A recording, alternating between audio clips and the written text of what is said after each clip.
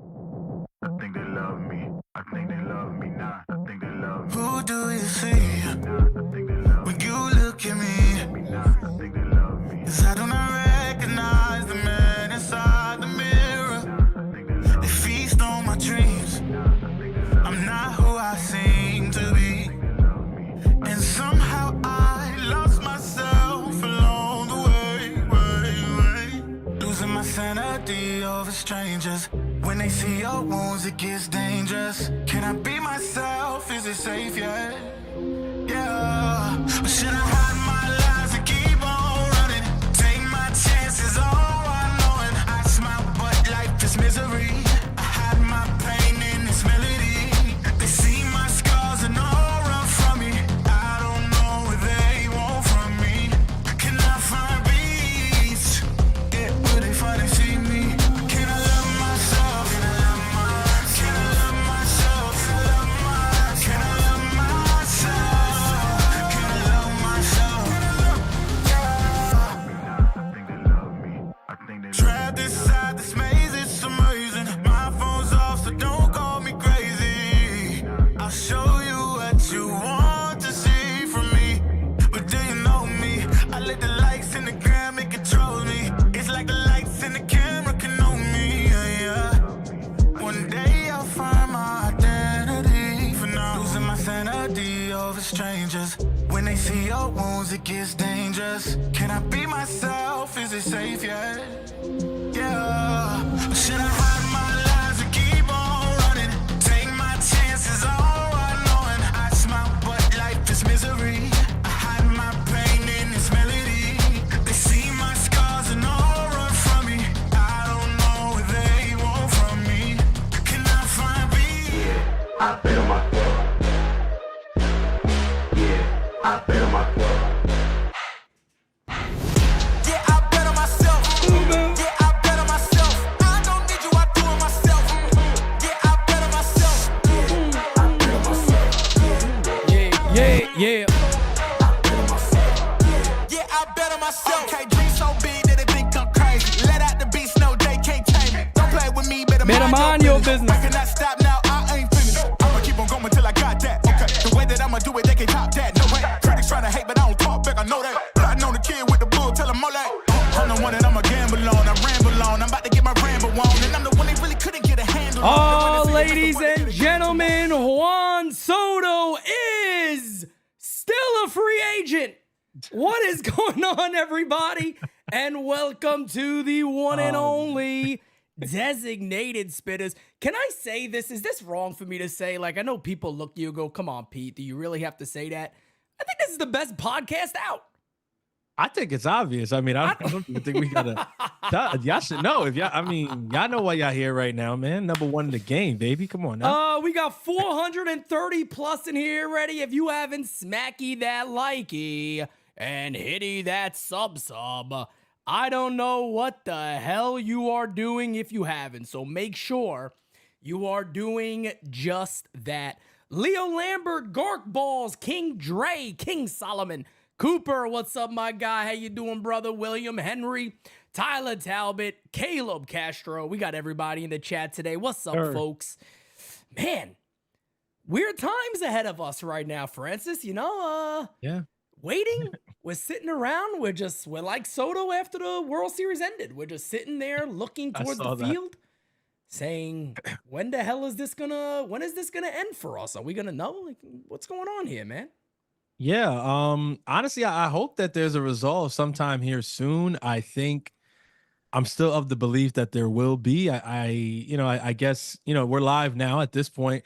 You and myself, we waited, all day, kind of hoping something could happen. This way we could go live, hang out with the, with the fans and everybody in the chat and just hopefully be celebrating, right? But yeah, at this point, it's 6 p.m. here on the East Coast, 3 p.m. on the West Coast. So still some early time, over there if you're going by that whole timelines thing that people are going crazy about on Twitter and such. But I don't think we'll hear anything tonight. I'd be happy if we got surprised. But now I think we're moving on to tomorrow. Maybe tomorrow's the day, right? Let's see.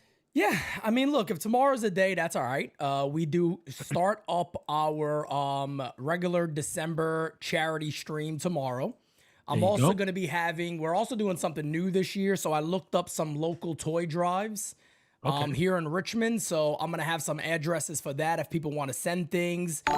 With the donations, also, we'll be doing some Toys for Tots stuff. I'm also going to go out and buy some things, and I'm going to film it, and I'm going to take it out to some people and see who we can help out there. It's just a little, fun thing. I'm not the Grinch, all right? Pete Simonetti's not the Grinch, okay? I look to help the communities, all right? It's what I do. That's who I am, okay? He's more like Santa Simonetti. I'm Santa Simonetti, all right? So for all those people that think I'm a scumbag, think again. Yeah, I'm telling you. He said, think again as he sips his drink there. Like Listen, with man, that it's good. on it, you filthy animals. It's There still a he good. is. I just watched. That's just funny. I just was watching Home Alone the other day with the kids. It was pretty fun. It's pretty dope. We watched 1 and 2. Our commander in chief is actually in part 2. He is, yeah. Down the hall to the left. Most of you guys should know that. Yeah. Nah, but that's good, man.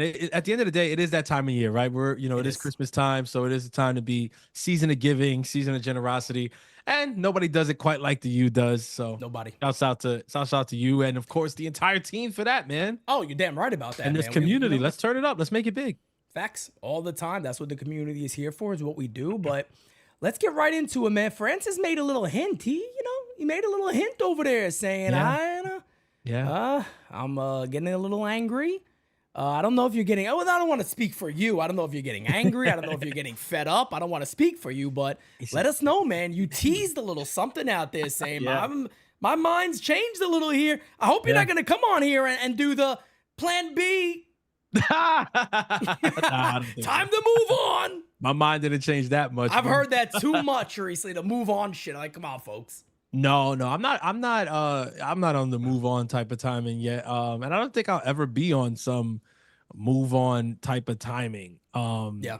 It was more like unless he signs somewhere else. Like the moment he signs somewhere else, then obviously, yeah, you got to move on, right? There's no other choice. But for me, until there's no other choice but to move on, I'm not gonna move on. But what I meant when I said that, I feel like my mood shifted the last 48 hours because, and of course, this is only true if the rumors are true. So over the last 24 hours, we've heard it was reported late last night in the evening that the Yankees and the Mets were now both over 700 million in their offers to Juan Soto, right? Yes. And when you saw that, I think, a lot of people on the timeline, and naturally so, they took a kind of like a victory lap. Well, it's, if that's the case, it's over, right? Yeah. They told was that, Stevie's going to be so far above all the other competitors, all the other bidders, that's going to be the Mets' power in this negotiation. It's going to be his wallet. He's just going to outbid everybody by a lot. And when you think a lot, you're not thinking 15, 20 million. You're thinking, 50 million, 60, 75. Right. But what's being reported right now, and again, you take this with a grain of salt, even though it is probably the most reliable of all the reporters right now, because he is the one who seems to get the narratives directly from Boris Corp to put out there. Yeah. John Heyman. Yeah. What's being reported now is that the Yankees are somewhere around the 710 range and the Mets are somewhere around the 730 range. Correct. It's close, is what it is. Yeah, that's right. When I heard that last night, I was really excited. Right. I think we all, we spoke in our chat and I was like, well, I mean, if Hal's up in the 700s, man, shouts out to him. I think, that's it. Then I guess tomorrow, maybe late tonight or tomorrow, we're going to get some good news, man. Juan Soto's coming back to the Yankees. Correct. But, today has come and gone and we haven't heard anything. And I'm just like, I'm sitting here and, Francis just beginning to think like, well, the Yankees are up over 700 million for you. The Yankees are offering you the record contract period, not just for a position player, not just for a Dominican player, not just for a right fielder. No, they're offering you a record contract in the history of baseball for any player. It is a record. If it is over 700 million, nobody in the history of baseball can say they signed a richer contract than you. That's right. It's the New York Yankees offering you that.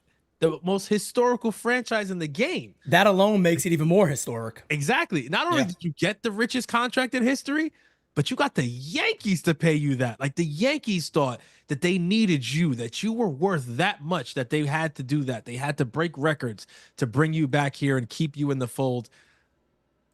And then I sit there and I'm just like, well, if that's not enough, Pete, what is? Then what is going to be enough? And that's why I am where I am right now, where I'm just like, I don't know. I'm starting to have different questions and different thoughts in my mind. Like, well, then what is it here? What's going to be, what's going to put the final team over the edge? Does it matter where he wants to play at this point?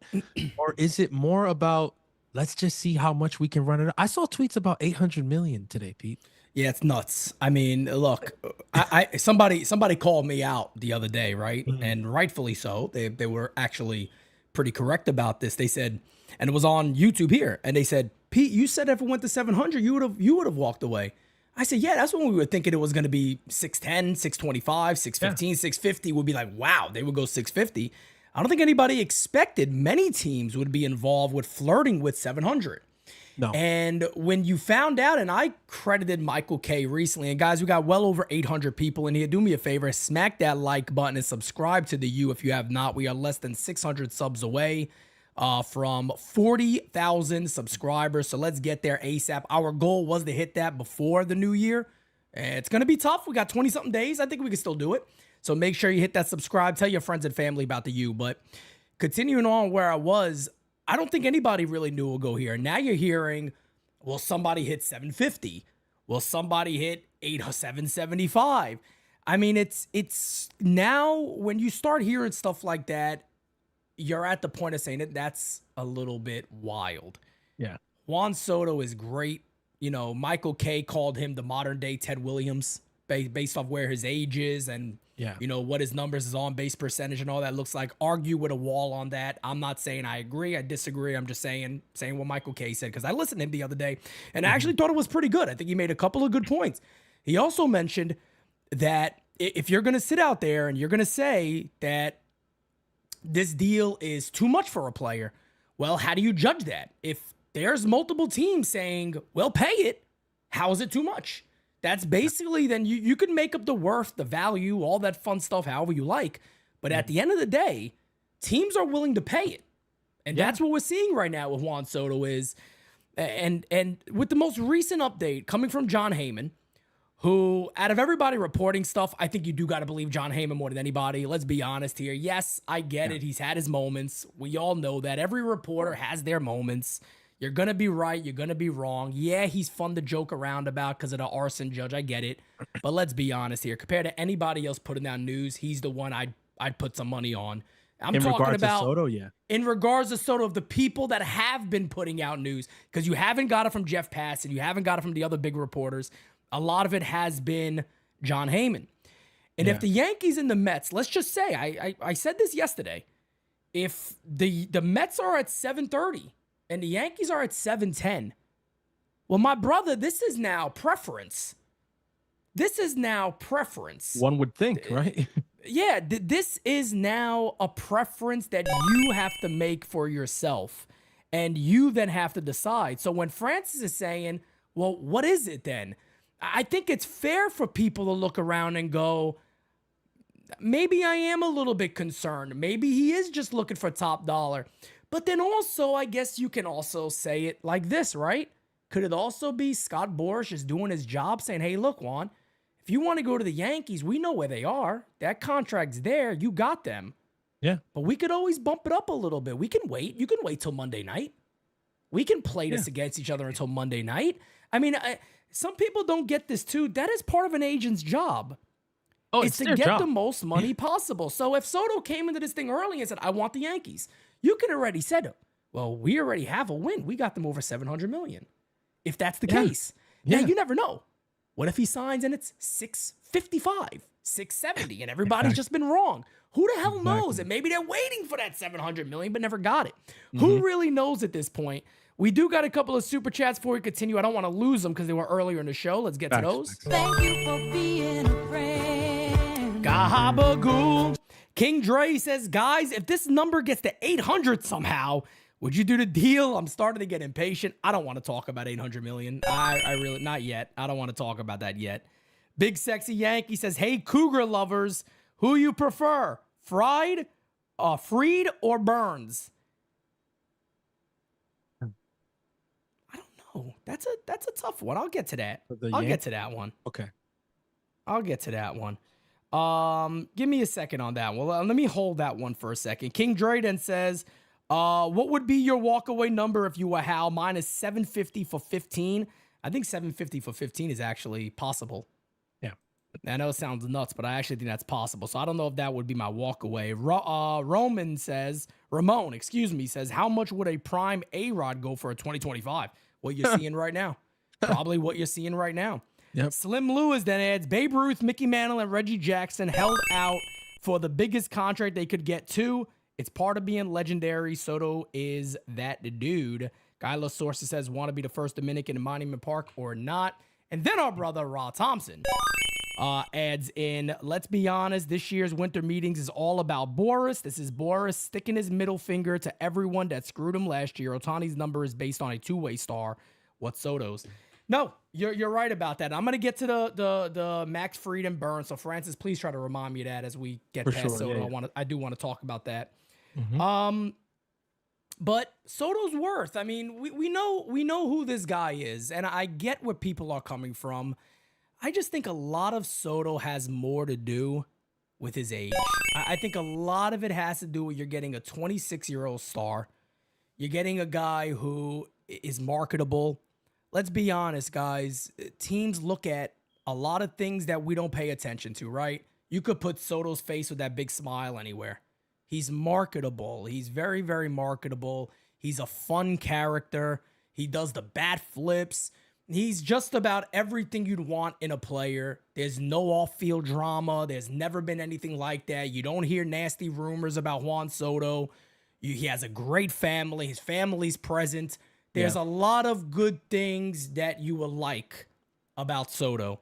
He really is, and I again, I hate getting into the number stuff because people, but that's over. That's crazy. Nobody deserves that. Fine, but that's what they're getting paid in Major League Baseball. That's where we are, yeah. That's where we are. You can't argue that. That's what their skill is getting them paid in their market. They're getting a lot of money. And Juan Soto, again, 26 years old. That's like saying a healthy Mike Trout is 26 years old. He's going to get the same damn thing. He would command the same. Aaron Judge, Judge was 20. If Aaron Judge was 26, oh my God, forget about it. He's looking at easily 200 million on top of whatever Soto ends up signing.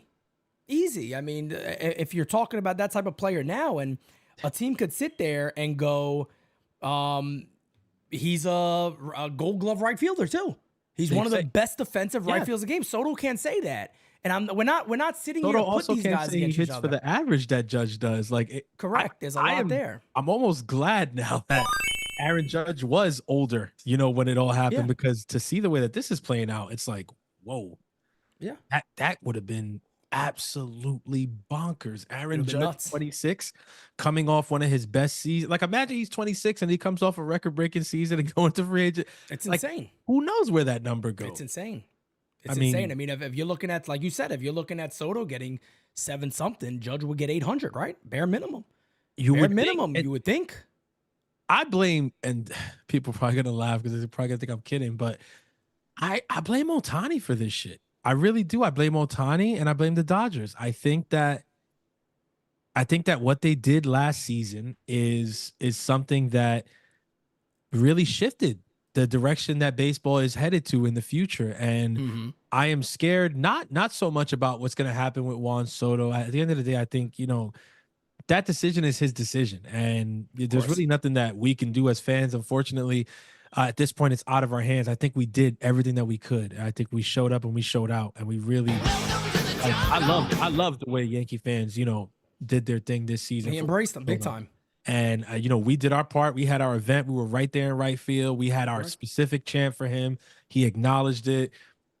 I mean, bro, we did our part as fans. At this point, it's out of our hands. But when I look at what's happening now, and I go back all the way to last offseason, I'm just like, damn, bro, the Dodgers may not have realized it because they were just, laser focused on getting the best star in all of baseball in Shohei Ohtani. But what they did is they shifted the future of free agents who are on that level for years to come. I mean, we are headed for there's nobody who can convince me we're not headed for a lockout in 2 years, bro. It's gonna be crazy. I hope not, but it's gonna be hard not to assume that that's a real possibility. I don't see how we avoid it at this point. You're talking about contracts like this, right? Like with Juan Soto, where we said, realistically speaking, going into this, the guy walked away from 440. You knew that negotiations likely had to start around 550. It's looking like negotiations started at like 600.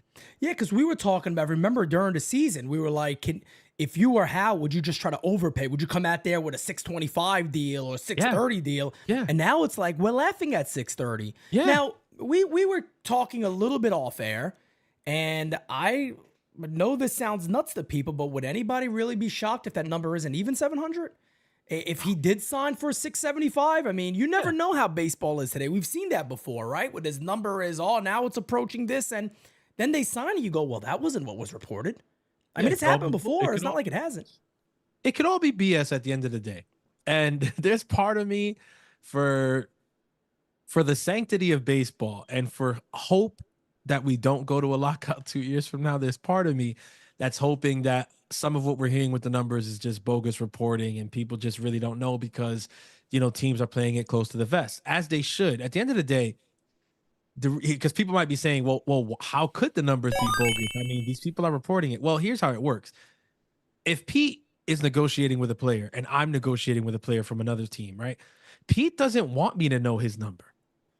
Because if I know his number, it helps me in my negotiation. I know that Pete is at X amount, then I say, okay, well, then I know I probably got to go to X amount. But then when I go to X amount, I want to go to that amount with the guarantee, like, hey, if I go here, I get him, right? I don't want to go here and then you bring it back to Pete and now he can go here and stuff. This is why teams play the number stuff very close to the vets, and we don't really ever know actual numbers until the deals are in ink and dry, because once this information gets out, it becomes very difficult to negotiate. The Yankees have tons of experience doing this, as do the Mets. So is it possible that the number comes out and, like Pete said, we're all like, wait, what? Like 635 or like 675? Like, how did that happen? 685? Yeah. Like, I thought he had a 730 offer on the table. Like, did he walk away from 50 plus million or whatever? Who knows? We don't know. But that's why I said I'm just going based off of what's been reported the last 24 hours. And if it is indeed over 700, it's like, damn, man, do we even get here? Do we even get here if the Dodgers aren't able to defer 680 million of that contract over 10 years? Yeah. Like, do we get to 700 if they weren't able to defer damn near 700 until 10 years from now? Yeah, probably not. And I think when you talk about the CBA, I think that's going to be a major topic of it, is a deferring of money, because a lot of teams have to be upset about that, whether you agree with that or not, because the player has to agree too. It is a bit wild that you could do something like that and go, we'll worry about this all the way down the line, years and years past. So hopefully that's not the case. But again, guys, we got a lot of people in here today. We are approaching 1,000 in the chat right now. We got about 940, only 262 likes though. So do me a favor, guys, smack that like button like you've never done before in your life. Tommy likey. Tommy want wingy. Got a couple of super chats here. My guy, NY Sports Fan, says, Pete, you should go and negotiate on the Yankees' behalf. Let me tell you, you don't want me to negotiate this type of deal. You don't want me in there because I don't have the most patience in the planet. So I might screw it up. I don't think you want me to be the guy that's negotiating this deal. Pete Cincinnati is a take it or leave it guy. He would have put a great. I'm not saying he would have put a great. He would have put a great fucking. Put a great offer, amazing offer. He would have put an amazing offer on the table, but then his last words would have been like, "Take it or leave it." The moment I walk out this door, and if they go, and if they do this will just be what I do right here. They'll go, well, we got to think about it. This is me. What the fuck are you talking about? That's how it starts. What the fuck are you talking about? That's how it would start right there. The fuck are you talking about? Danny says, I think it's all theatrics right now, but social media is on fire with this, and I believe it will happen this week. Appreciate you, new subby. On MLB Network, which MLB owns. Look, Scott, I'm going to get it. Let me get into that 1 second here. Slim Lewis says Soto has 200 plus home runs at age 26. He's proven clutch in the World Series twice. Career 400 plus on base percentage. That's his worth. The clutch factor sets him apart. No doubt about it. That's a great point. Danny says also Ohtani could have handled New York. Big sexy Yankee adds Soto and Judge are like having Ted Williams and Babe Ruth. Where did that go? In the same Yankees lineup, nobody can beat that. Best 1-2 punch ever in the history of MLB. We talked about that with Jordan on our very first NYU on site, and we all came to the same conclusion. We got to see it for more years, and they got to win. Replay Up says, with many regional sports networks going bankrupt, I don't see how these big contracts are being sustainable. Work stoppage due to $1 billion in deferred money. Danny says, whatever, like Judge said, it's not my money. And I think that's the same message to a lot of fans, too. It's not your money either. In the regards of that, and I saw somebody in the chat also go, yeah, but eventually we're going to pay for this. Folks, I've been saying, I tried to tell you guys this the other day. One thing about Yankee fans, we want to pay to see a good product. Let me ask you guys a question. You had to go to the game and pay $200. Would you want to go to the game paid in $200 to see Juan Soto in right field or see him not even on the team? Exactly. It's not going to be that big of a difference with or without Soto, no matter what the contract is. I think it's not going to be that big of a difference. That's the point, though. If whether people realize it or not, if you're a Yankees fan, you're paying regardless. Like, for those of you old enough to remember, it's a tourist attraction. It's Yankee Stadium. Remember 2013, 2014. These are years when the teams weren't even that freaking good. And do you think the ticket prices went down? They didn't. Bro, the year they didn't make the playoffs, the games in September weren't cheaper. Yeah, no, they don't. We went. They don't weren't care. cheaper. The Yankees are it's going to sound bad, but the Yankees are a FU pay me organization. Like, they are the New York Yankees. Well, they can be because of who they are. Exactly. They're the New York Yankees. Like, that's just, like it or not. Yeah. You know what I mean? So like it or not. Are you guys? Prices are the prices, bro. Oh, yeah. By the way, I have it ready. Check it out. NYYU alcoholics, damn it. Yeah. I am ready to go. Yeah, it's behind me, baby. Just in case. If it happens, it ain't nothing to get a shot real quick. Bro, I might pour it over my face. Jira will kill me, but I might have to just do it. It's another super chat. Justin Herman Ruth. Okay. He says Soto's old salary plus Glaber's old salary is basically his new salary. Seems like a no-brainer, and we get another ace. And Jason Dominguez is amazing. Well, I want to talk about. I do want to talk about the Max Fried thing and Corbin Burns. I want to talk about that too, but I also just want to, again, get Francis's opinion of this because I've brought this up many times. I had that tweet that's out there. Matter of fact, I could actually pull that tweet up just so everybody can see They're it. in here. They want to show. Yeah, let me pull this up for you guys. Everybody can take a look at this. I did this a little earlier, so here it is. I'm going to play it now. Cover your eyes if you don't want to see it.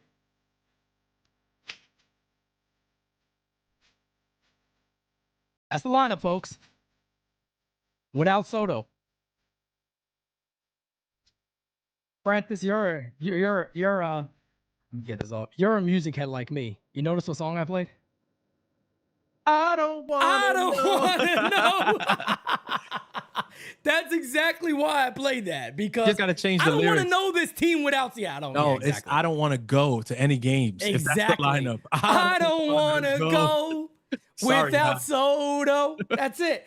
And that's the thing right there is I wanted to show that because there's so many people out there that's just like, yeah, you can move on, forget it. Folks, the lineup, just that lineup with those same people, it looks better when you add Soto. It looks a lot better. You can look at that and go, all right, cool. We add here, we add there, and we're a better offense. That's awesome. But if he does walk and we got to come on here and we got to talk about, well, he's a Met, he's a Red Sox, whatever the hell it is.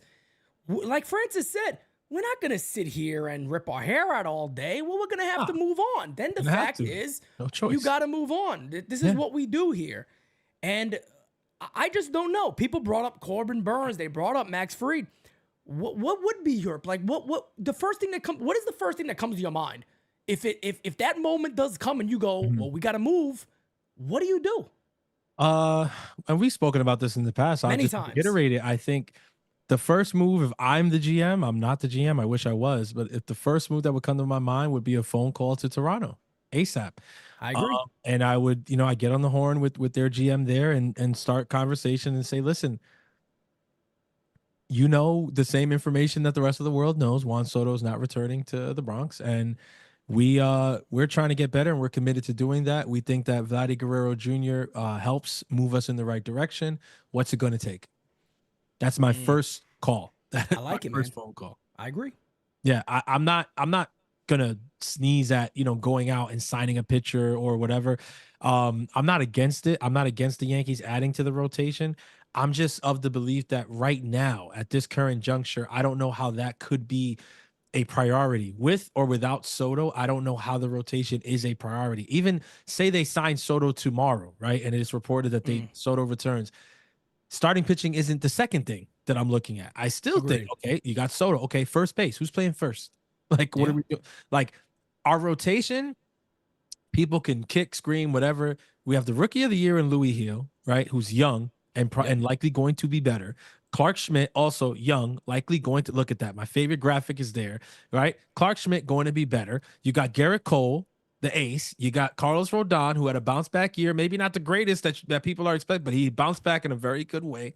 And then you have two other options in Stroman and Nestor Cortez. I mean, to even add to that rotation, you have to move somebody off of it. But who's playing first? Who's playing second next year? These are questions that need answers.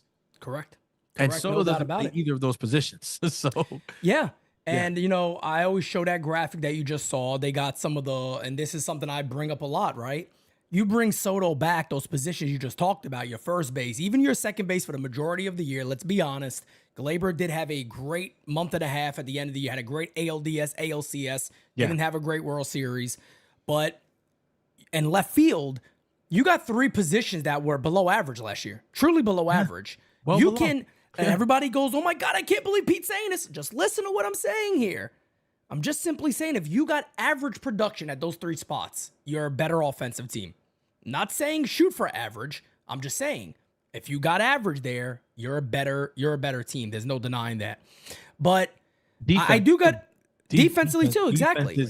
Like the defense at first base, I think has been understated. We haven't thought about it, but it's like, and not we, like obviously us here at NYU, we're talking about these things all the time, but I think a lot of fans kind of overlooked just the situation that we've had defensively at first base over the last year and a half since the Rizzo injury, and having somebody there who's going to be more than serviceable, who's going to be a sure-handed glove out there, it changes things. It changes a lot. I mean, Volpe is a decent shortstop. He won a Gold Glove in his first year, but Volpe needs a good first baseman to really be a good shortstop. And Jazz Chisholm, if the third base experiment is going to work the way that they want it to work, he also needs a good first baseman at the other corner. Brother, we talked about this. There is a cheap option in Carlos Santana on a one-year deal. A gold glover. Gold glover. I know this is. I mean, a cheap. He makes all the sense in the world. All the sense in the world. Yeah. I'm kind of surprised I haven't heard a whisper about the Yankees having any type of interest in Carl. And by the way, he's played in the American League a long time. The Santana, how quiet it's been on him worries me, because just look at the deals that we've seen recently, right? Like Adames and Shane Bieber returning to Cleveland, just like that. Like you don't hear a peep, and then out of nowhere they're signed. Yeah, and that's a solid stat cast, by the way. It's a very good stat. That's a very good stat cast. Plug that into the Yankees lineup. Facts. Like maybe he's batting seventh. Maybe he's batting seventh, more towards that bottom. I mean, I like that move a lot. Again, Hell you get Soto back, you make a move like that. I'm very happy. But I want to throw some by you. It's a short-term deal, people, just in case anybody's looking at it. Correct. Like, hey, isn't this guy 38 years old? Yes. Because everybody's going to think, well, Murakami's coming. You want the Yankees in the bidding there. Vladdy's going to be a free.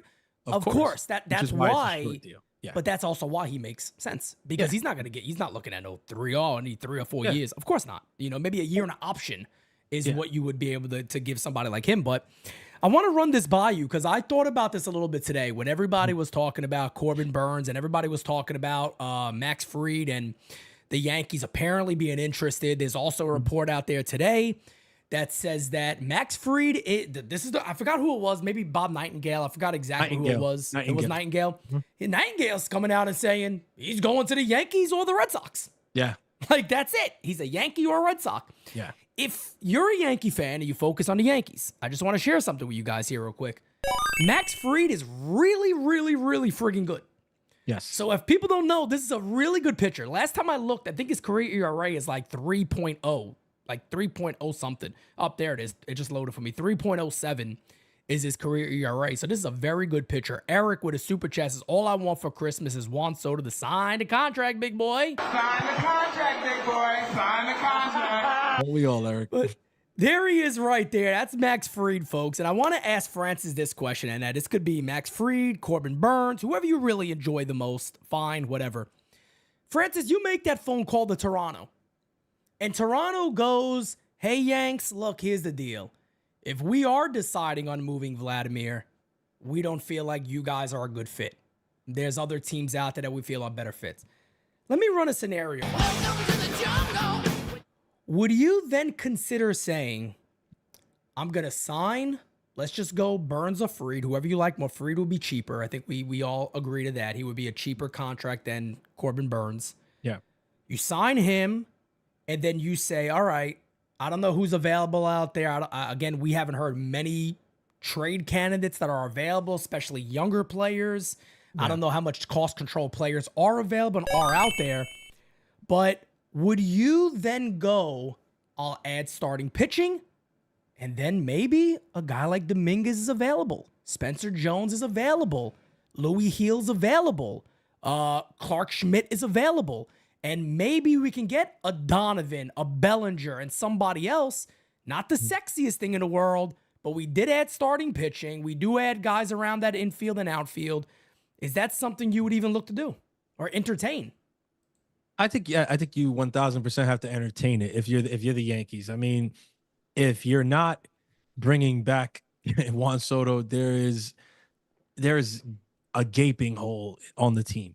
Oof. And it's not going to be, I don't think, I know that's a ayo.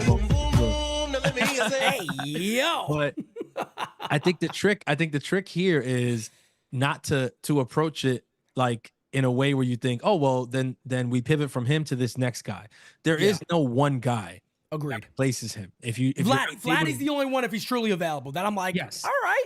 Not and Soto, but that's not bad. It's a split, yeah, and that's the thing with Vladdy, that Vladdy creates the same type of splash in a sense, and that not because he's big boned, but like also like, he also creates a splash if you sign him because the AL East, trading with each other and shit. But I think the thing to understand is that it's not going to be something that you can kind of just solve by grabbing one player. It's going to have to be a group of moves, and I think the best way that you can approach it, if you're the Yankees, is to survey the trade market quickly. And If they're not doing that right now, then I don't know. I mean, you guys saw that. Yeah. If they're not doing that right now, then they're already kind of in trouble, because where we are in the Juan Soto stuff, and obviously the Yankees front office, I'm sure Cashman, how they have a better understanding of where that is, market wise right now than we do.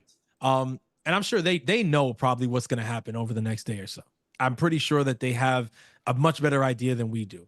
Hell yeah. If even if he's coming back, they should already be looking for, okay, so after we sign him, then here's what we're pivoting to next. Of course. Here's the next move and the move after that. But if he's not coming back, like, your work is really cut out for you, and you need to be kind of surveying, okay, so what's out there?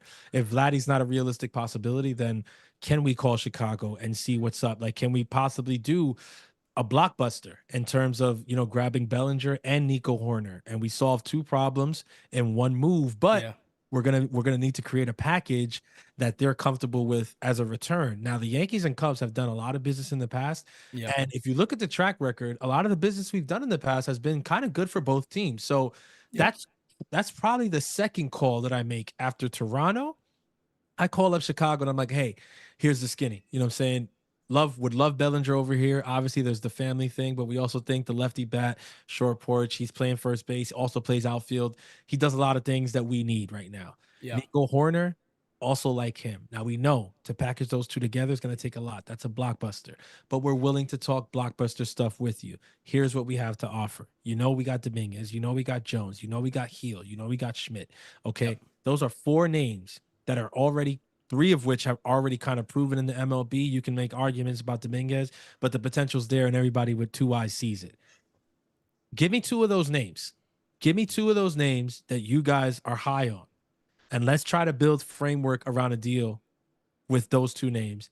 And then we also would need you probably to take a Marcus Stroman as a part of the return, because we need the money to work. Because if we're not going to be shelling out this huge contract for Soto, then we are going to be a little bit more, we're just going to be a little bit more efficient with how we spend money in 2025 so that Correct. we're in a good position for 2026. Correct. That would be my second call. I'm there with you. I'm there with you on that one. And I think that's actually extremely intriguing. Now, I would do everything in my power to give Jason Dominguez every single chance he could get to be a superstar at this level. Yes. Whether you like Spencer Jones or not, I'm sorry, but to me at this point of their career, the two, they're just not comparable. They're just not. No matter what anybody wants either. Yeah, it's not a shot at Spencer Jones at all. They're just not comparable at this point of their career. Spencer got some work to do. Guys, you got 1,000 people in here. I need those. Come on, man. Give us the likes. Hit those thumbs up, folks. We got 347 on the likes, only got 1,000 in here. But continuing on with you talking about this possible deal that we're trying to figure some stuff out, of course, before or after we find out the news about Soto. But I think that's a smart move, and I would more than be willing to move Spencer Jones and maybe a starting pitcher. Well, not maybe. I would have to move a starting pitcher in that deal. Yeah. Maybe a Jones, Clark Schmidt, and I don't know if you can offset the salaries a little bit by saying if we add those 2, you got to take on Marcus Stroman. Yeah. I don't know if that's something they'd be willing to do, because I mean they're still getting 2 really good cost control players along with a little bit of a salary that's going to be less already. They're still winning in that side also. Yeah. Because I want to say Bellinger, I think, gets paid $27 million, but I think Nico Horner gets about 12.5 or something like that for the next couple of years based on the deal he got. 18 over there though. Yeah, offsets a hell of a lot, and you're exactly you're bringing on change to bring on 2 players who are going to help you.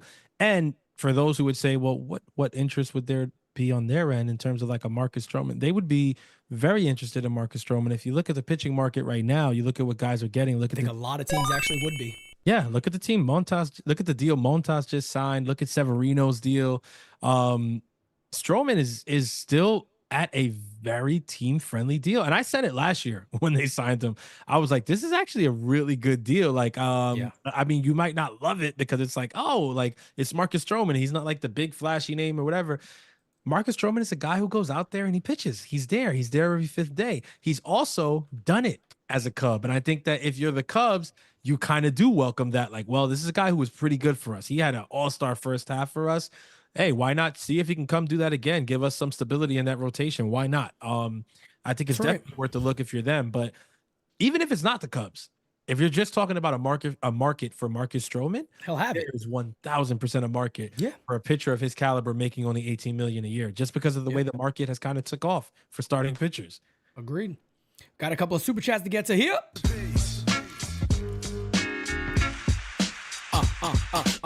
Vinny says, to me, it comes down to this. You have the biggest legacy team in sports, or you have their little brother that no one cares about besides their fans.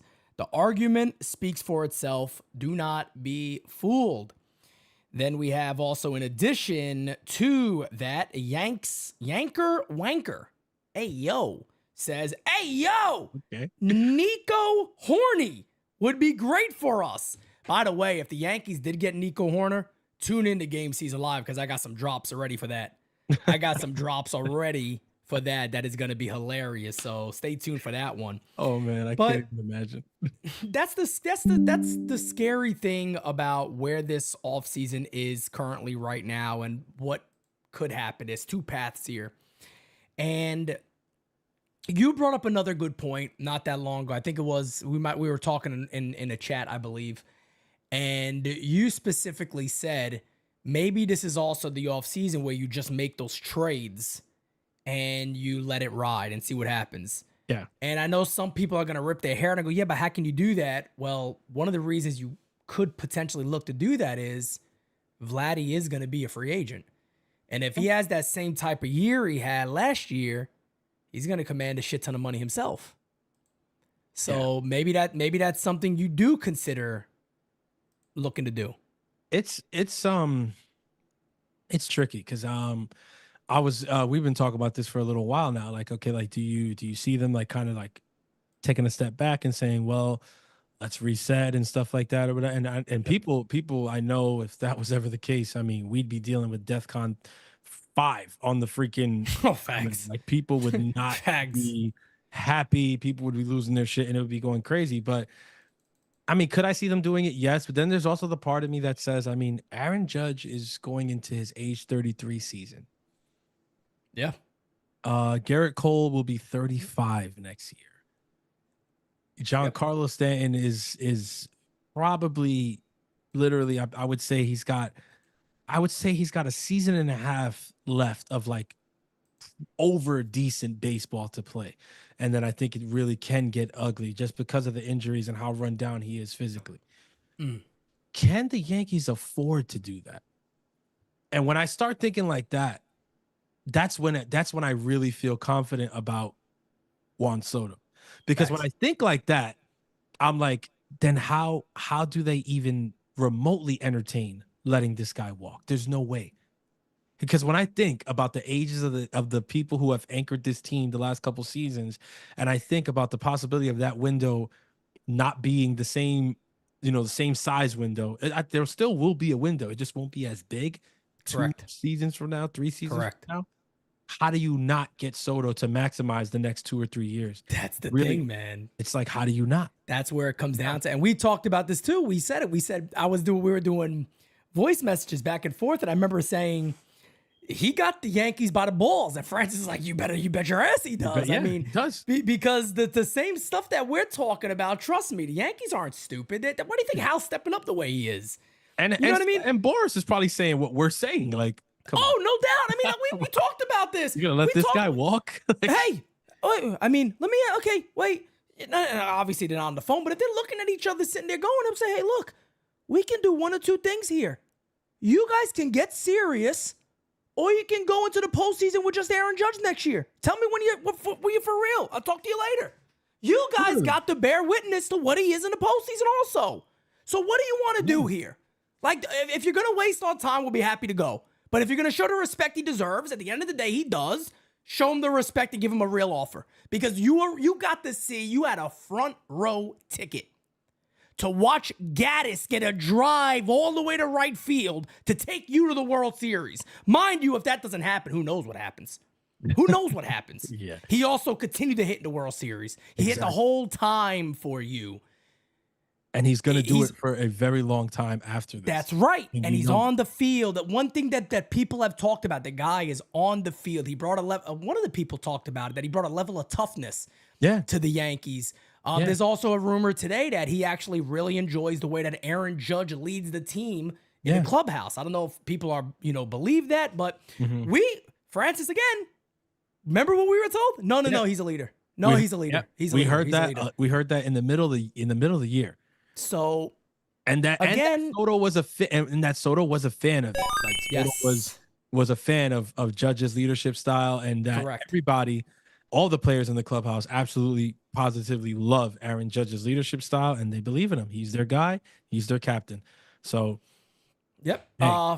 Vinny says, Francis, be a team player. Offer to share some grandmas. Listen, if that's what it takes to get the contract over the line, man, I'm 1000%. I'm a generous person. Let me tell you something. It's the season of giving. I'm not gonna say no. If that's the case, you don't want Vladdy on his team then, because those bitches could bake. Oh yeah, I know. And me and Vladdy gonna have some issues there. I say that. Let me tell you, some grandmothers out there. If anybody's sitting there going, "Look at this young whippersnapper," I'm not really that young, but look at this young whippersnapper calling us bitches. These kids. Let me tell you something. That's a New York style of saying you bad. Yeah. You bad. You That's bad. it. I'm not Fire. saying It anything is bad what it is. about you. Listen. You fire. You know what I mean? What's the new term nowadays? Gas? The gas. So that's gas. They might have gas, especially after eating them damn cookies. You Yeah, might have some exactly. real gas on you. Depending how good they bake, it might be a lot of gas in the situation, man. Listen, this isn't Booney's cupcakes we're talking about. We're talking Not about at all. grandma level baking. It's a whole nother ball game, all right? But Booney goes to the store and he gets the baker's mix. I think he's store bought. He's store bought. Booney's cookies are store bought. I guarantee you they're store bought. No, He gets the McCormick's.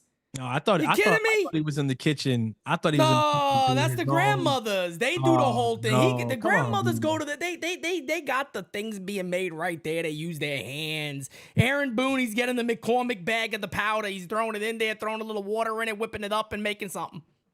He said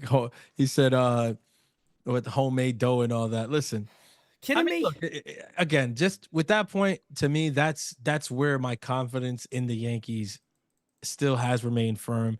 And in terms of that, like I haven't shifted because of the situation that we're in. And I know that, the Mets could be the Mets are motivated, of course. Yeah. Right? They should be motivated. You have the opportunity to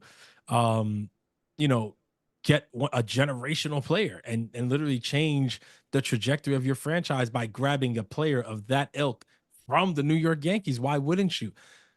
But I just don't see how anybody could be more motivated than the Yankees after what just transpired here this last season and what you saw. Agreed. And you went to a Agreed. World Series for the first time in 15 years. And, this guy was the catalyst for that. And he was the guy in October. And, you haven't seen it from your guy in Aaron Judge yet. But hey, it'd be a hell of a lot easier for you to envision seeing that one day from Aaron Judge if Juan Soto's hitting in front of him. So Agreed. I don't know how they're not the most motivated out there. Facts. They got a it. super chat here from my guy Vinny. He goes, oh no, that was the same one. There's another one here. Boone has the Stop and Shop bakery written all over him. I'm telling you. No doubt about it. Well, while we still got time today on today's episode, guys. And like I said, just to give everybody an update, we're gonna do the show today. News breaks tonight. We're live. I might even jump back on a little later anyway, but let's go ahead and get to a voicemail because you guys left some last night, and I like to play them last night, this morning. Let's take a couple. Let's hear 'em. Hey, Pete, what's happening, man? This Yo. is Eddie from West New York. Eddie. Just want to thank you, man, for everything you do. All the right. Yankee news, NYYU is always in my house with the latest news, and I truly appreciate that. I just want to drop a little something on you, man. If I had the opportunity to talk to Soto, Okay. I would tell him straight up like this. One, how do you want to be remembered? How do you want to be remembered, my brother? Because if you sign with the Mets, you're going to be remembered as a great player. If you sign with the Yankees, you'll be remembered as a legend. You don't believe me? Let me tell you the cautionary tale of Robertson Cano. Everybody used to say, hey, what do you know? Robbie Cano. Robbie Cano went out there. He signed with Seattle. Why did he sign with Seattle? Because he went out there and got Jay-Z and his crew to get him the most money, the biggest contract. What happened to Robbie Cano? He went out to Seattle. Nobody remembers him no more. Now, instead of saying, what do you know Robbie Cano? Nobody knows Robbie Cano. Because if Robbie Cano would have signed with the Yankees, he would have been remembered as a legend. Now he's just remembered as a great player who actually nobody remembers anymore. So that's something that you should consider. Because if we're talking about $700 million to $730 million, there's not really much of a difference once taxes hit. And you're gonna get hit with the taxes the same way, whether it's with the Mets or the Yankees. So you may as well go down as a legend. I know while you was out there patrolling the outfield, you peeked over and looked at Monument Park every now and then. Your number could be hanging in there. You'll be remembered with the greats like Mickey Mantle, Lou Gehrig, Babe Ruth. Yeah. And your boy who was in center, Aaron Judge, is going to end up in there too. So that's something that you should really think about. So that's what I would tell him. And hopefully that would get it done. So, Pete, again, thanks for everything, brother. Thank you, man. We definitely got our prayers out, man. Hopefully that Soto will make that move because I don't believe in no plan B. Plan A has to work. I agree. It with has you, to work for us, my brother. I agree. Pete, thanks for everything, man. Thanks for hearing me out. God bless you. NYYU in the house, rocking, baby. God bless you, Pete. Thank you, fam. Appreciate you, man. Thank you for the message. And yeah, look, I think pretty sure the Yankees probably have shared a lot of those sentiments with him. You know, that, being in Monument Park, being the first Dominican-born player there. I mean, there's a lot of good that you could express to him. And, the tale of Robbie Cano is a pretty decent one too. I mean, hey, there's a few of those. There's a few of them, yeah. A lot of guys, they decide to leave and they kind of don't, end up the way their career began while they were here. It's nothing like Yankee Stadium. Shit, Soto said there was like nothing like playing, for the Yankees. He mentioned many times like that. And, I know at that time he's under contract. I get it. I get it's a game too every now and then, but I think he understands that part, that I never got this shit anywhere else. I didn't get this in San Diego. Come on, I didn't get this in Washington and with the Nats. I didn't get none of that. So that's what New York can do. It's a different place. But I think I love the point about Cano, but I think it's even bigger than that. I think when you listen to Albert Pujols' story, when he left St. Louis and how that went. That's right. And it's a different case in terms of, St. Louis didn't necessarily, try to do right by him in terms of the money. There were questions and they didn't want to, kind of match or come close enough to what he was getting offered. And so he left. But it's a decision that really kind of hurt him to even make. He didn't want to leave there. You listen to Adrian Beltre. He came up with the Dodgers. He didn't want to leave the Dodgers. The Dodgers told him they were going to do right by him. They didn't. He ends up leaving. I think he goes to Seattle and he struggled. And he speaks about it all the time. He's like, I wanted to be with this team, whatever. There's a lot of tales of guys who, they go to a team, they want to be there. They hit free agency and then, things don't quite shake out the way that they hope. And at the end of the day, it is a business. And, these teams are going to get paid today, tomorrow, and for the foreseeable future. But when you're a free agent, you got to try to get yours right then and there because you don't know about tomorrow. You go out on the field, you take one wrong step, and it could all be over just like that. All be over. That's right. How do you not, try to get the best deal possible? But at the same time, you do have to think about what this caller just said. Is it worth it? Is an extra $20 million worth going to Queens, right? And there's Mets fans who are going to tell you like, there's a lot of legend and stuff for Yankees, but if he comes to Queens and brings us the first world championship since 1986, he'll be just as much of a legend. There's people trying to sell, they're trying to sell fans on the Mets taking over New York and New York is going to be orange and blue if Juan Soto signs with the Mets and all that. I don't know if that's necessarily the case. I know that it could help their cause. It will help, but I don't think that's the case. Taking over New York is going to be it. I think people forget that it's not just about right now. It's also about what the Yankees have done over the last since 1986. Like if the Mets do win a World Series, then we can start having that conversation. If they win a World Series, more quickly than the Yankees do, things are going to get a little bit scary up in the Bronx. But in terms of taking over the town just off player signing, I think that's a little far fetched. But agreed. There's a lot of things for him to weigh. If I was in his position, call me biased or whatever, I'd prefer the Yankees, but that's me. We don't, at this point, who knows outside of him, his family, and good old Boris. I'll continue. I'll keep saying, what we've said, and I've been repeating this now for a couple of days is, again, no insider here. I'm not, any of these Jeff Passons or Currys or any of these guys, but we have some people that are close to the Soto inner circle. And, what we've been told is simply that if the money is close, his preference is to play for, that's his family's preference is to play for the Yankees. Now, are those things you just hear and maybe it's not as accurate and only Soto really knows and Scott knows and they're keeping all this stuff close to the chest? Everybody's part of the game, to be honest. Everybody's part of the game. Yeah. That's the way it works. A lot of the Dominican reporters out there that seem to be putting out stuff one after the other. A lot of it's games, man. A lot of it is games controlled by a camp. That's just the way it works. There was somebody on Foul Territory. I think Eric Hosmer was on Foul Territory recently. He told a really good story. He was telling a story about how Scott Boris plays mind games. He wants people to think. He was like, no, don't leave from there. Boston's interested. Leave from Boston and then go to L.A. or wherever it was he was going. Like, show it. Like, let people... San Diego. To San Diego. Because they were going to buy him a flight to come sit with them, and he was Exactly. gonna go, I think, home first so they can buy the flight from there Yes. because he was visiting his girlfriend in Boston. And Scott said, no. Have them buy the flight from Boston.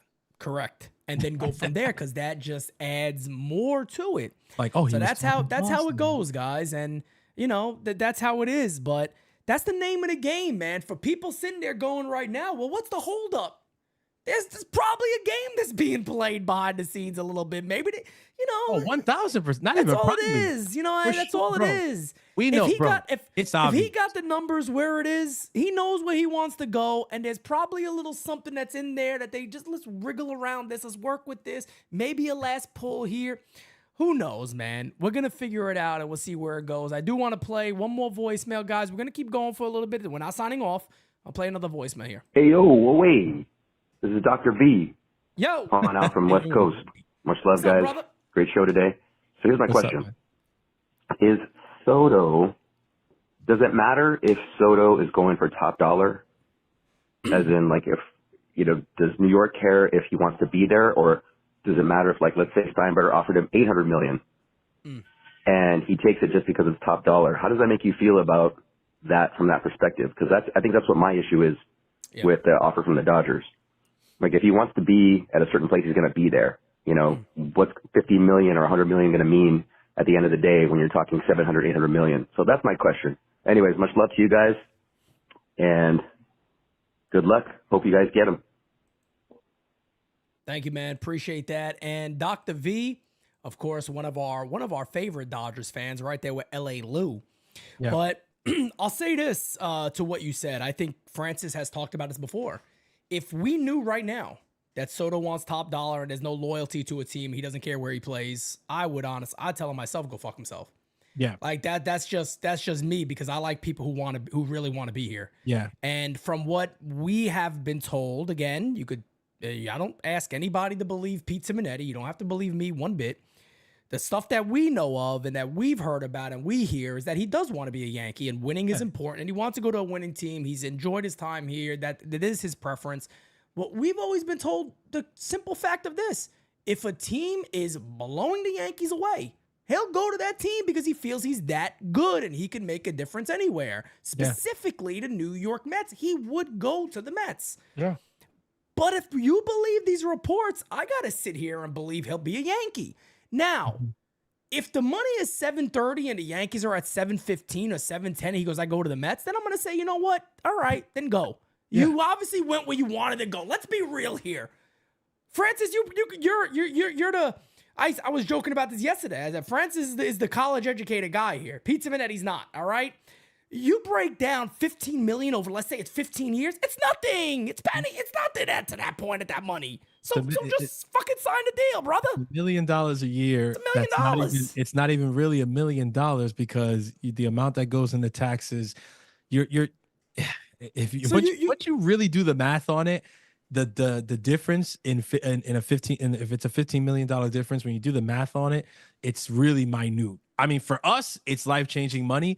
For somebody who's making 50 million annually, it's literally nothing. It's a couple dots of salt, because you get taxed at a ridiculous rate, and then once everybody else gets their money, your agents and everybody that's working with you, the people that you have on stipends, the people that you have like stuff, like, yeah, it's really not that much money. 15 million doesn't make a difference, which is why at the outset of this, I've always said that, you know, the Mets being 50 million up changes things for me, because 50 million up is a little bit more, it's a little bit more significant. It's a little bit more seismic. If you're looking at it like that, you're talking about, if it's 50 over 15, that's 3 million and change. So yeah, after taxes, that still is about another $1 million every year and stuff like that. So when you're looking at that, it's like, yeah, what could you do with an extra $1 million? Well, a hell of a lot. You know what I mean? He's got a big family. He's from DR. There's a lot he could do.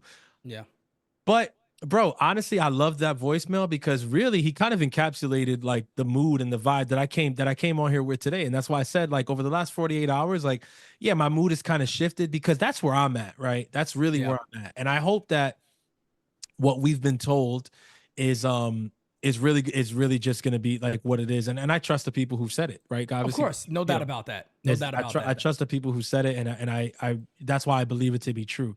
That at the end of the day, all this stuff with the money and everything like that. That's really not him. That's not a him thing. That's an agency thing. He's represented by Boris Corp, and this is what Boris Corp does. It's not the first time, and I promise you, it's not going to be the last time. Yeah. But he has his values, and his values are, comfort, his family, winning. Like, these are the things that are important to him. He did truly enjoy his time as a New York Yankee. He enjoyed hitting in front of Aaron Judge. That was a very, very, very pleasurable experience for him, and he would like to continue playing with the New York Yankees, all things being equal enough, right? Facts. Correct. But if what Dr. V is saying, right, if it does get to that point where it's like, yeah, but if I can get more, like, let me just see or whatever. If it's about that, then no. I'm right there with Pete. And you guys have heard me say this before. I mean, those of you who are new might be the first time, but I want players that want to play for the Yankees. I want players that enjoy putting on that jersey. And I get it. Not everybody's going to get that, right? Not everybody's going to understand that. There's fans of other teams that love to throw shots at Yankees fans and say, oh, you guys, it's not the Yankees of the past, bro. Nobody cares about the legacy. Nobody cares about whatever. Signing Juan Soto to me, though, does kind of put those people in the corner for a second. It's going to put those people in the quiet corner for a little bit, because you can't sit here and tell me now, oh, those pinstripes, nobody cares about it, whatever. Oh, it does seem to matter, though. It mattered to Judge. It mattered to Garrett Cole. It mattered to Carlos Rodon. It now matters to Juan Soto. You can't keep saying, oh, that shit doesn't matter anymore, when year after year after year, we're getting one of the top 1 or 2 guys available in free agency, and they always go to their press conference, sit there and say, well, I wanted to be a Yankee. I reveled in the opportunity to put on this jersey. You can't keep saying it doesn't mean anything when the people playing the game keep proving you wrong. And that's why it does mean something to me. I want guys who want to be here, want to put on the jersey, who want to do it for the fan like me. Those are the players that I want. But if there's a player out there that's like, well, I'll go to the Yankees if they give me the most money, fuck that guy. Like, I don't want agree. you on my team. You're a mercenary. You're not doing it for the right reason, in my opinion. Now, am I a proponent of people getting their money and whatever? I want everybody in the world to make money. Don't get me wrong about that. I want it makes everything better for everybody. People make money. Right. I want NYY Underground. We gonna make our money, and trust me, when we make our money, you gonna fucking see some of it. Okay. Listen, it is what it is. Some people I gotta show you. I'm gonna have to show some people some things for motivational purposes. But my thing is for you to be a player, to come to the Yankees and that be your only reason. No, I don't want you here. I just don't, because I feel like the Yankees have always offered more than money. It's always been more than that. You look at people post-career as a Yankee and look at what they've been able to do just because of the fact that they were Yankees and stuff like that, the network, the fraternity. It's different, bro. It's different. The Dodgers offer that. I think Boston offers that. I think no doubt. Chicago, probably has a lot of stuff like that. The Cubs, like, there's teams that have it. The San Francisco Giants, there's lore, there's legacy, there's a respect. Shit, they're a dynasty not that long ago. Yeah, like, they offer things that are outside of baseball, outside of money. There are other things that are offered. And to me, when you're talking about those franchises, Pete, it can't just be about money. It can't. Right. There's a reason why, freaking Alex Rodriguez, even after the way everything ended between him and the Yankees, till this day, publicly, is the most pro-Yankee guy you see out there, because it more than a lot of people. But more than, it's funny, he was a little more biased than Derek Jeter was. You would expect Jeter would be way more biased. He was way more biased. Like, it wasn't even comparable. At the All-Star break, and Jeter said, nah, Philly and Baltimore. Yeah, immediately. He said Philly and Baltimore. As everybody knows, MLB Network is on right now, and I do got a quote from John Heyman. Thank you, Replay Up. Jira's watching, so we got Jira's already working behind the scenes on getting quotes, but I also asked the Discord to help out a little bit. That's why our Discord is the best. That Discord community is second to none. Replay Up said that John Heyman says that he can't rule out any teams, but is confident that he's going to play in New York, which is what we have been saying for a very long time here. Looks like it will be a 15-year contract with opt-outs, and he believes that if it doesn't happen tonight, he thinks it will be tomorrow. But he thinks he didn't specify a club, but he did say he believes the Yankees do have the slight advantage to sign Soto, is the most recent update. And that is what is being said right now. I think somebody in the chat also mentioned something that Mark DeRosa said he thinks the Mets. So, and he apparently, I don't know, I don't want to quote Mark DeRosa on this if he did say it or didn't say it, but somebody else said that he said something along the lines of the 1 year playing with the Yankees won't mean anything, which I would completely disagree with that. That's coming from a player. He should know better than that, in my opinion, because a lot of playing for that club is you get that firsthand experience. And you go, everybody says that about the Yankees, right? Yeah. When you play for the Yankees, just the everything you get, the clubhouse, everything about it, everything's first class, everything. So and you saw what they did. I find that hard to believe. No, and I'm glad you brought that up because one of my favorite things was just seeing the renovations that they did coming into the season. They revamped like the walkway when the players come in. Correct. The cafe that they did. Yeah. They really like a lot of these things kind of fly under the radar when it's the Yankees because it's almost like expected. But I feel like no, man. I mean, when you hear the players that have been here speak about it. I've never heard a player throw a shot like, you know what? It's actually not as first class as you would think. It's actually like even players who haven't had the best experience here, they just stay quiet because they can't say anything negative, so they don't say anything. But like anybody who's been, through here, 1 season, 2 seasons, they all have said the same thing.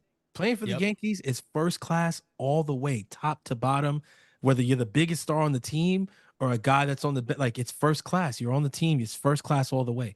I mean, you see how it works because look at doing throughout the playoffs, the freaking World Series. They freaking rented out a 747 Delta freaking liner for players, friends, and family. Mm-hmm. An entire plane. That's no crazy, doubt. bro. Like there's one more update from Jon Heyman. This one you guys are gonna like a lot more. He also says that the Yankees currently are more confident than every other team. This is what I have been told like the last 2 to 3 days. I've been telling Francis this as I get it. Literally, that's what I was told that, wait, the Yankees, they're very, very confident where they are right now. They think they're going to get them. Mm-hmm. Then he adds this, though. The Mets feel like they're in the middle of the pack, and the Red Sox don't feel good at all. So that's rather intriguing. I mean, it's again, take whatever you hear. You believe what you want to hear. We're not here to tell you what to believe.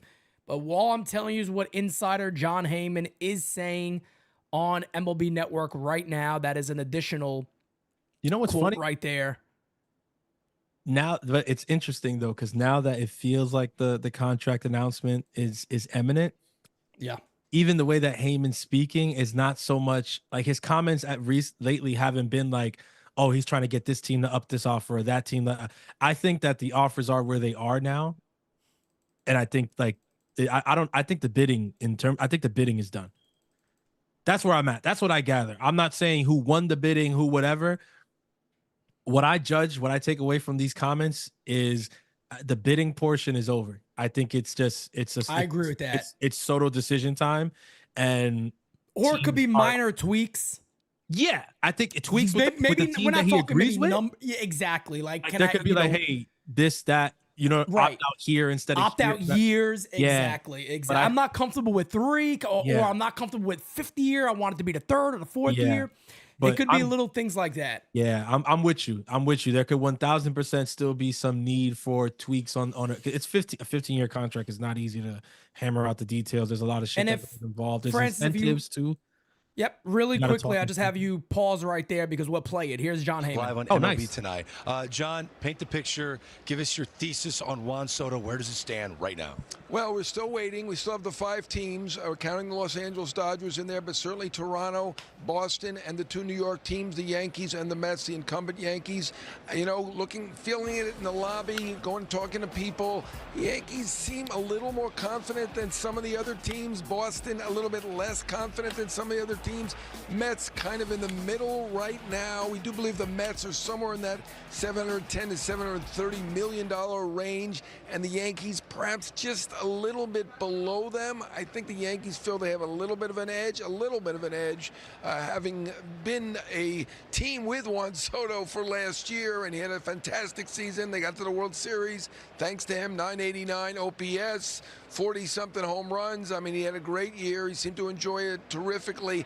And I do think Aaron Judge plays in this pretty big. As long as the Yankees are very close to the Mets and the other highest bidders, he loved batting in front of Aaron Judge, and he loved the clubhouse led by the captain, Judge. Are you prepared to rule out the Dodgers and the Blue Jays? I never want to rule anybody out at this point. I'll say that they're wild cards at this point. I would say, you know, if we're going to give a favorite, we're probably going to look at New York, one or the other.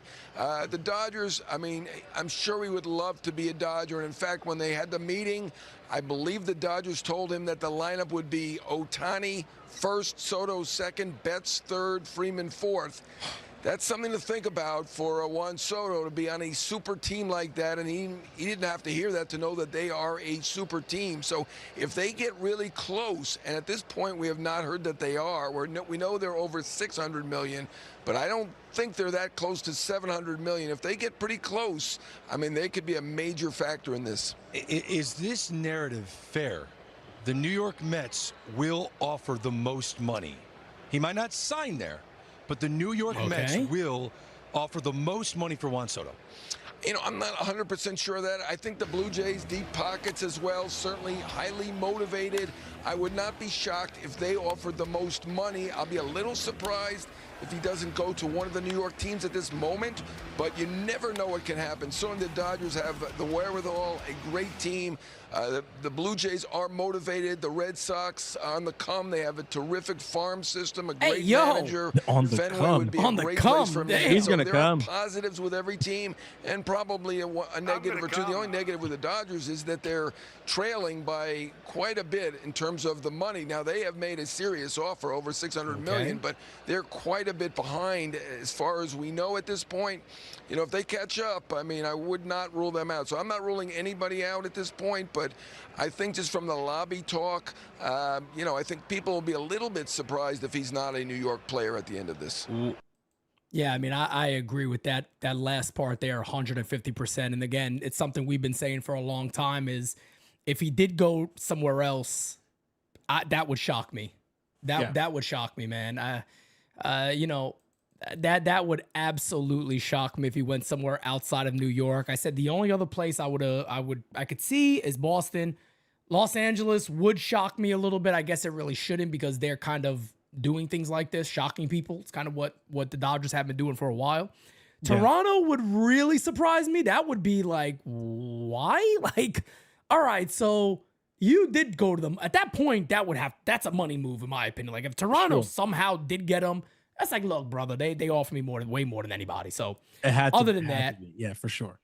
Other than that, I don't see anything else like that. But hot stove's on now, man. Winter meetings are officially underway, guys. You know how we got it over here at the U, baby. So it's winter meeting time, man. Things are gonna start picking up. I think you're maybe less than 24 hours away from a Soto decision, if not maybe a little bit longer than that, considering it's only 7:18 here on the East Coast. But I expect a decision. I can't see it where the winter meetings will go by and the Soto deal's not done because, again, this is a moment that Scott Boris wants. He wants this moment. So he wants this news. I wouldn't be shocked if like Francis said, they know everything already and they're just waiting and they're going to say, you know what? Let's hit that winter meeting hard together. Everybody fly in and boom, we get that one out the way. Obviously, they'll have the presser in New York, you would assume, because everybody's been waiting for the jersey moment. Yeah, he already wore it, but we got to see that. We got to see that again.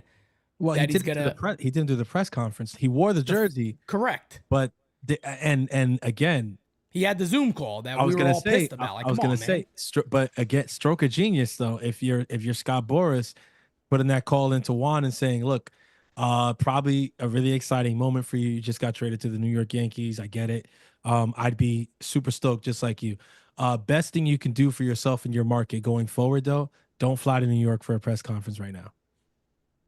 Don't do that. Agreed. Agreed. Why is because it makes them that much more motivated to go after you next year, because those moments may not mean that much to some fans or whatever, but organizationally they mean a lot, and those are kind of victory lap moments for an organization. So bingo. Yeah, I think that's big. I think having Soto, Boris at a desk with Hal, Booney, and Cashman, and him there in his suit and tie, getting up and putting on that jersey is gonna mean the Huge. world to whatever organization ends up with him. Yeah. But if you're going off of what the tea leaves of John Heyman are kind of leaning towards right now, it sounds like Yankees to me. It sounds Yeah. That's what it sounds like. I mean, it sounds a lot like, again, what we've been preaching here at the U. I mean, what we've been saying the whole time. And again, I'm not asking anybody to believe what comes out of our mouth. Like whatever we say is, you got to take it as the gospel. Nobody's saying that. You can believe whatever you want. You don't have to listen to us. I'm just saying that we have been on this for quite some time with who it is now. I haven't spoken numbers or this is going to happen, but we've been telling you guys for a minute now. Is it guaranteed? I don't know. We're going to find out, but Soto loved New York. I mean, he loved beyond playing on the field. There's things that obviously we're not going to talk about, but he loved New York. Absolutely adored New York. And we have, we know for a fact that a lot of that stuff played up for Soto, especially having peace of mind in a big city like New York. There's a lot that goes hand in hand with that is priceless. It's priceless. Oh yeah. For a guy like him, that's, who he is, 26 years old, a millionaire, forget about it. He got the world by the balls. Having peace of mind is a gift. It's a gift. Bro, to be able to have the city of New York in the palm of your hands at 26 years old, I mean, it's God bless him, because honestly, that's something that even the greatest of athletes in the world can only dream about. No matter how good you are, you can only ever dream about something like that. I mean, you can be a great player and you can know, like, I'm going to make it to a league, NBA, NFL, MLB. I'm that good. I'll make it.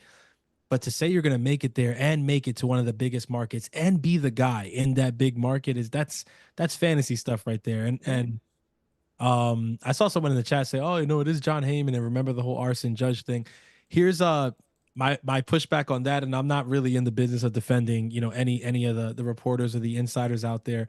But in terms of this, though, it's different. Boris didn't represent Aaron Judge. Correct. So when it came to the Aaron Judge saga and all of that, Heyman was probably as in the dark as anyone else, really. He had about as much information as anybody else out there. So the Arson Judge thing was a bad tip that he got, and he got exposed for it. But hey, can I also say that I got the same tip? If anybody was live with me, I announced it. Yeah. I announced it. So I got the same exact thing. And literally matter of fact, I got it before Heyman. I said it 5 minutes before Heyman. I'm like, oh my God.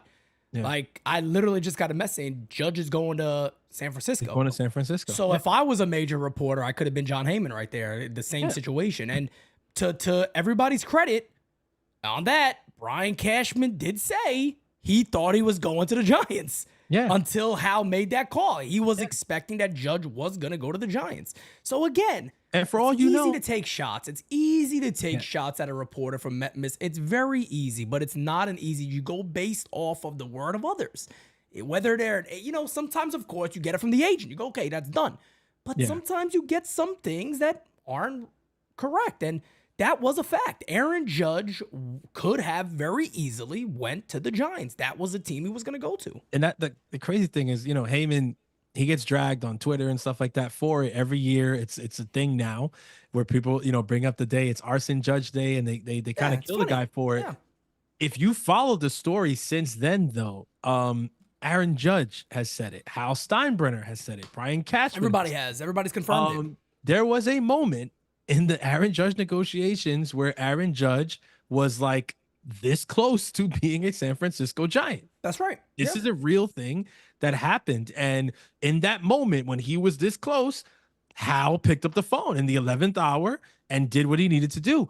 But there was a moment where he was about to be a Giant. And I think that's what Heyman kind of got caught up in. I think it's different when it comes to Soto, because Soto is a Boris client and Heyman is.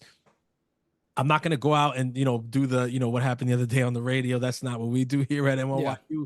I'm not going to do all that, but I'm not saying, he's getting a cut or anything. I'm not saying that, but I will say he does seem to be a little bit more tapped in with Boris Corp Scott, 100%. than the other insiders. I feel like that's a very known thing, though. It's like, I mean, I said it even before that interview. I was live a couple of times. I was like, Scott, and they got that. That's Scott messaging. Everybody feels it. I don't know if he talks to Scott directly. I'm not saying I'm saying, but he definitely because here's the thing. Whether or not, because some people will say, okay, but if that's the case, well, how come he doesn't always announce those signings or whatever? Listen, who announces a signing, who gets to announce the signing, there's a whole other ball game of politics. That's right. That has to do with that. All right. That's right. The players have say, the agents have say, the teams have say. It's a whole different thing. So even if, say, for instance, it is true that, Heyman is Boris's guy and whatever like that, it's really not even just up to Boris. Like, in the Juan Soto sweepstakes, how do you know that it wasn't already negotiated between Soto and his agency that no, I want to do an Instagram announcement?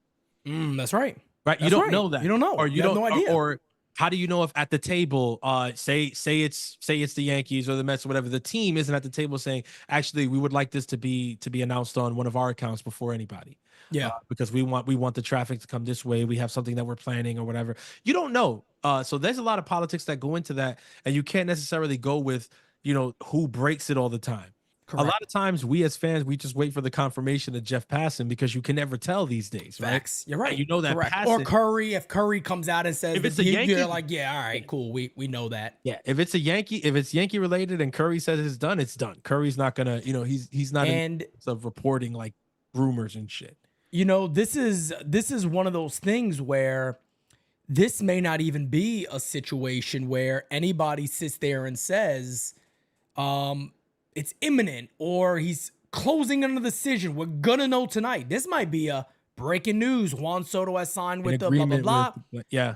It might just drop like that. So here's my promise to you guys today is this. I think this episode has been amazing. We've been on for almost an hour and a half. I don't mind staying. If Francis wants to stay a little longer, I'm down to do that. Yeah, we could chill. I know that the MLB network is live and fans they seem to be really excited. I think that I don't know when that show ends, but we'll stay on. And here's the thing for me. If we, when we do sign off here, I'll be live again. If the deal is, if they break the news, I'll be here. If there is no breaking news, we'll be right back at it tomorrow because tomorrow, my plan, I'm going to be live for a while tomorrow because we're starting our December charity fund. And basically what we do every December, guys, we collect money. Like this year, I'm doing a toy drive also. I'm going to give an address that you can send, but we're also going to do donations. I'm going to go out and buy gifts, send things out, and do a lot of giveaways and stuff. So I don't know what last year, I think we did like 2,500 last year, which was friggin' awesome. I'm going to have to go a little lower than that just because we always go over usually. So I'll have to go lower than that. It's going to be the same thing where you actually see it on the bottom of our screen there. So I'll have that for everybody. But tomorrow's also Yankee Hot Stove. So they might be talking about the news tomorrow. Like that could even be planned that the Yankees are sitting there going, hey, let's just wait to announce this to Monday afternoon or Monday at 6 or Monday right before the show goes on. You never know. I mean, this could be very well planned by these guys. But tomorrow, again, like I said, football either. Correct. And tomorrow, like I said, guys, it's all about the way this community gives. We do an amazing job with charities all year. It's one of the biggest things that NYU does, or however we try to give back. It's one of the best ways we can do that. And I'll have all that information for you guys tomorrow. It's going to be great. But we do got a couple of super chats as we are not signing off. We're going to stay a little longer here with you guys. Thank you for being a friend. My good friend Irish Rover says, hit the like and subscribe to NYYU. This is the place where NYY Underground is where the things are happening. Oh, I like that a lot. Join us, folks. We would be honored if you would join us. King Dre says, guys, please don't leave yet. I feel good about our chances when you guys are talking Soto. Roman Duran says, Hal can't be cheap if he wants a championship. And look, I think the Hal cheap stuff got to go out the window already. I mean, if we're to believe 700 plus, that ain't a cheap man, brother. Cheap at all. I think that goes for even our friends across town. I think even if this does shake out that, Soto, returns to the Bronx and comes with us, I mean, sure, there's going to be a lot of Mets fans who are pretty upset or whatever, and there's going to be some who are upset because of the things that I'm posting about them. But that's a story. If you're a Met fan, though, you got to kind of even look at it and say, damn, Stevie, he did what he said he was going to do. Came in with the highest offer. So far, a decision has not been made yet. But so far, where we're at, it looks like what we expected it to kind of look like. Like, it looks like every team, in terms of the negotiating, at least, did what they said they would do.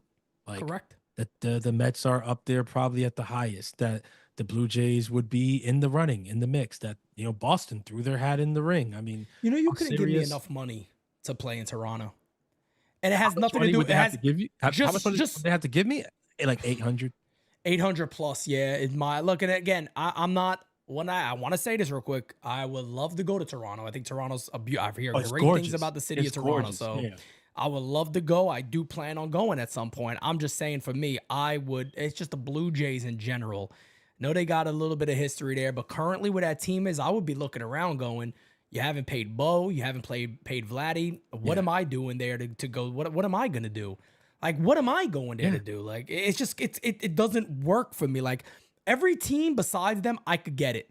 The Dodgers are the Dodgers, all right? Yeah. Why would you not want to play with the Dodgers? Exactly. The Boston Red Sox, I could see the lure for Soto. The guy will win batting title. I know win batting titles there. If you want to be selfish, that'll be insane with the numbers that he could put up in Fenway Park.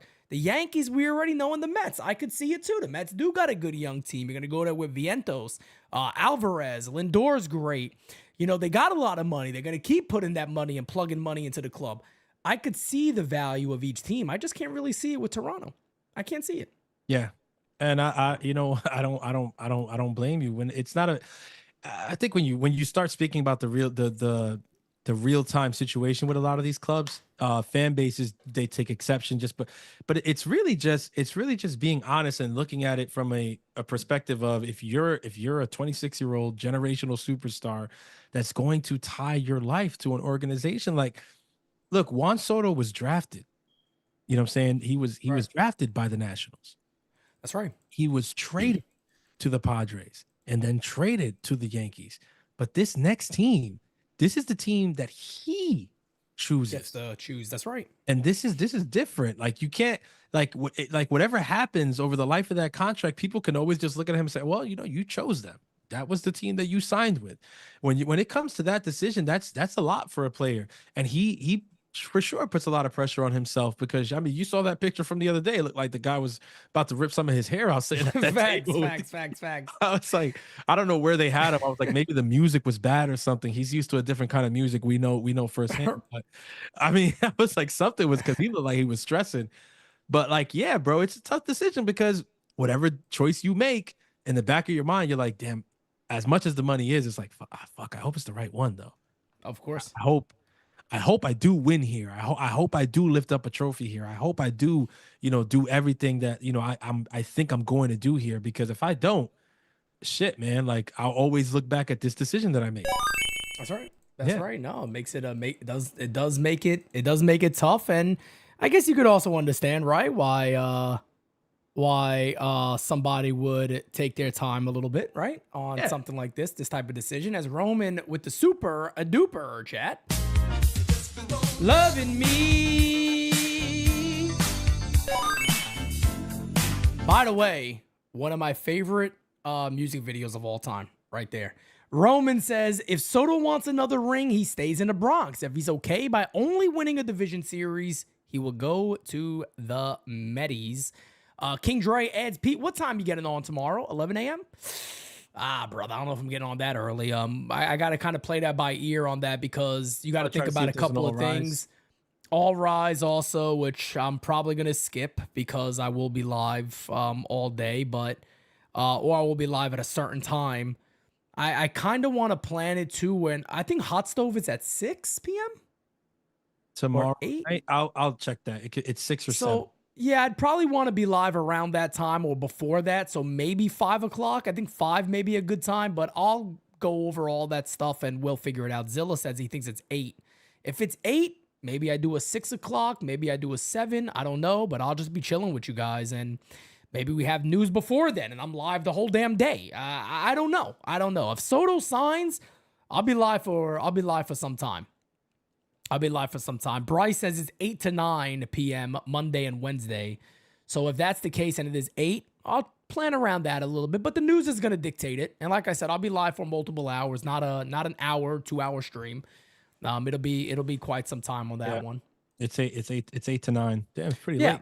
Yeah, so if it's 8 o'clock stream, things could be, news could break already. I'm pretty sure, look, here's what I'll tell you guys. Before 8 o'clock, you're going to get Soto news. I don't know if it's going to be hey, he signed or breaking news, or you might start hearing about the Jays are out. This team is out. You might this team is out. You might hear that.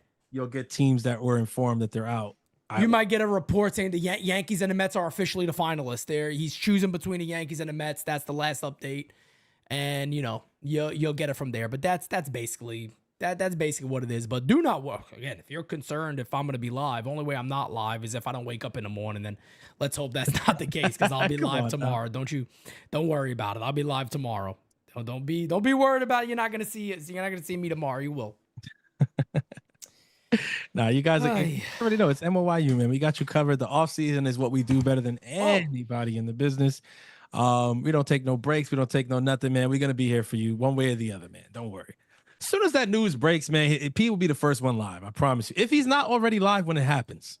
Yeah, my plan, like I got so much stuff built already. I showed Francis. My plan is that I wouldn't be live when it breaks. Yeah. If I am, that will be great, but I would love for it to break. And literally, if we get off and that news breaks at 8:05, I'll be live by like 8:06.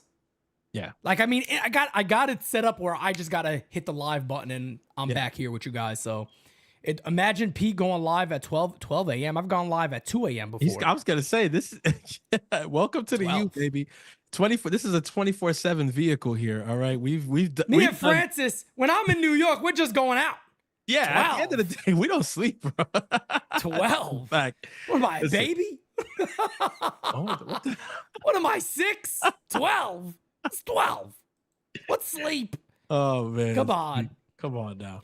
Roman Eds, Pete and Francis are the Soto and Judge of the podcasters. I salute. Appreciate you, man. That's a compliment right there. I was gonna say, so absolute compliment. Does that make me Soto? Because you gotta be Aaron Judge. You gotta be the. I mean, it's whatever. Let me tell you something. I'm happy with either one of them. Let me tell you something. I'll be happy with either one of them. You guys comparing Pete Simonetti to Aaron Judge, that makes Pop Simonetti a happy man. Oh, 100%. All right? Pop Simonetti just turned 72, by the way, a couple of days ago. He'll be a happy man with that one. God bless him. Well, listen, if Francis was Soto, this would have been done a long time ago. Okay. We know what you would have signed already. Exactly. Oh, you know for sure. Green Grove. Green Grove Retirement Facility would have gotten my services for the next 15 years at a very generous contract offer. There would really have been no negotiation, actually. So unfriggin' believable. Unfriggin' believable. Well, ladies and gentlemen, look, we'll go ahead and wrap up here. We'll go ahead and wrap up here. Like I said, guys, again, if there is news, and look, I'd rather wrap up here and then have everything ready to go after that. I know the P Diddy and Jay-Z news, everybody. I've already been on to that for a minute, and now it's kind of unfolding in front of us, kind of crazy. We should do a separate podcast just talking about like regular days. That would be wild. Bro, I love that. I feel like that's one day. That's the next level right there, man. Don't let Jira go down those rabbit holes. I'm telling you, it should be coming. Did you see this? Have you ever heard about this?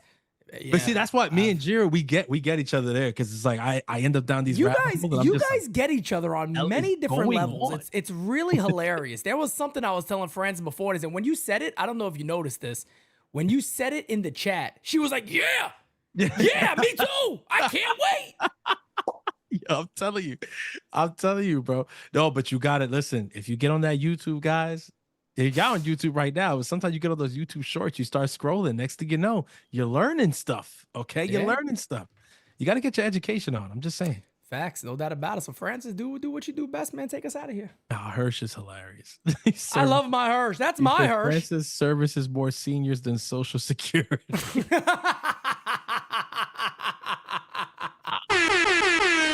Oh, This guy's good. This guy is good. Ladies and gentlemen, y'all already know I got to keep it short today because you never know what could happen the next 20 minutes out here. You don't know. So keep it locked and stay tuned because the next episode will, in fact, be the best episode. Oh, yeah, baby. You know we will never come whack on a designated Spittaz track. Again, guys, you know where to tune into. Like, share, and subscribe. Follow us on Instagram. If you're not already, a lot of things go down on IG. Jira just put the link in there. Go follow us on IG. Make sure you're smacking that follow over there, too. On top of that, Apple Podcast, Spotify. Designated Spittaz is on it. Episode ends here. It's immediately over there. So if you miss it, you can tune into either one. Exactly. Peace out, ladies and gentlemen. Catch you guys a little bit later. Hopefully, let me say this again. If we are live again, Juan Soto's a Yankee. Or somewhere. He made his decision. Put it that way. If I'm live again. Or I hate saying the or. You can tell I don't want to say it. You can tell I don't want to say the or. We'll be live when Soto makes his decision. If we're live tonight, he's made a decision. So peace out, guys. Catch you later, hopefully. I can't take no loss. I don't even know what it costs. I hit the ground, then it go off. Yeah, hit the ground, then it go off. Yeah, I can't take no loss. I don't even know what it costs. Yeah, I hit the ground, then it go off. Yeah, hit the ground, then it go off. Yeah, run it. Ooh, I really feel it's my time. Think it's my year. Yeah. I really feel it's my time. Think it's my year. Yeah. I really feel it's my time. Think it's my year. Yeah. I really feel it's my time. Think it's my. Been ready. Used to hold myself back. My self-esteem damn bad. Gotta keep on chugging.